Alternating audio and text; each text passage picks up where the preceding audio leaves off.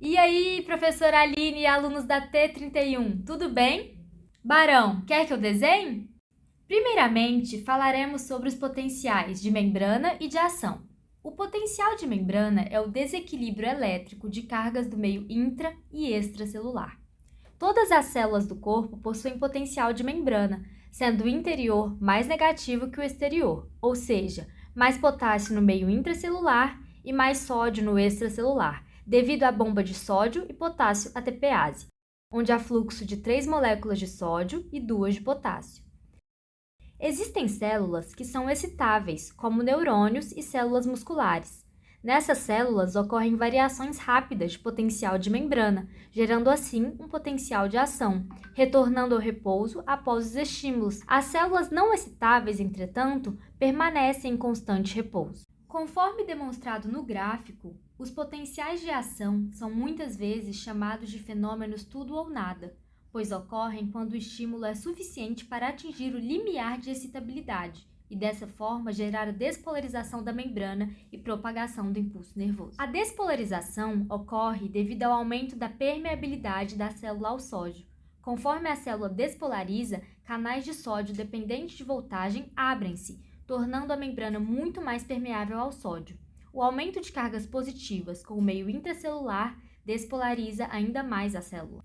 O potencial de ação atinge seu pico em torno de mais 30 mV, quando os canais de sódio se fecham e os canais de potássio se abrem. A repolarização ocorre devido ao aumento da permeabilidade ao potássio. Os canais dependentes de voltagem abrem-se, tornando a membrana altamente permeável ao potássio.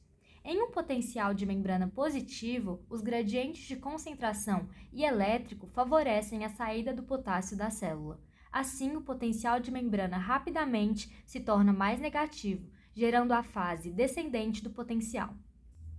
Na hiperpolarização, a permeabilidade ao potássio ainda não retornou ao seu estado de repouso, quando atinge menos 70 mV. Assim, o potássio continua saindo da célula, tanto pelos canais, os dependentes de voltagem, quanto pelos canais de vazamento, e a membrana mais negativa que o potencial de repouso, aproximando-se do potencial menos 90 mV. Por fim, os canais de potássio se fecham e a membrana volta ao seu potencial de repouso. O período refratário é dividido em absoluto e relativo.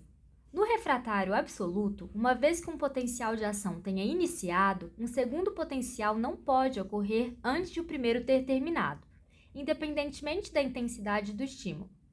Dessa forma, os potenciais de ação não podem se sobrepor, nem se propagar em sentido oposto ao habitual. No período refratário relativo, os canais de sódio estão fechados, mas podem ser abertos por um estímulo que ultrapasse o limiar. Nesse período, porém, os canais de potássio dependentes da voltagem estão abertos, portanto a membrana está hiperpolarizada e precisa de um estímulo maior para despolarizar até o limiar. Como exemplo de patologia que afeta esse processo, temos a síndrome de Brugada, uma condição genética que leva a arritmias cardíacas que derivam de mutações nos canais de sódio do músculo cardíaco.